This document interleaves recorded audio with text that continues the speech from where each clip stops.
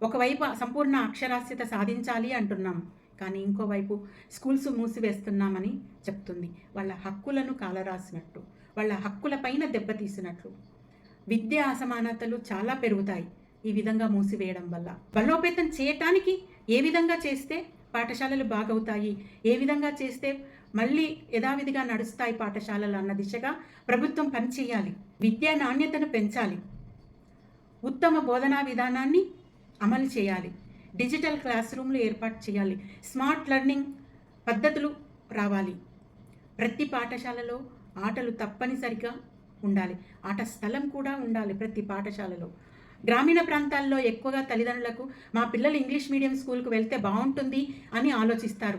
ఆ విధంగా వారి ఆలోచన విధానానికి తగినట్లుగా 2 భాషల్లో బోధన ఉండే విధంగా పాఠశాలల్లో చూడాలి. ఖచ్చితంగా పిల్లలు స్కూల్కి వస్తారు.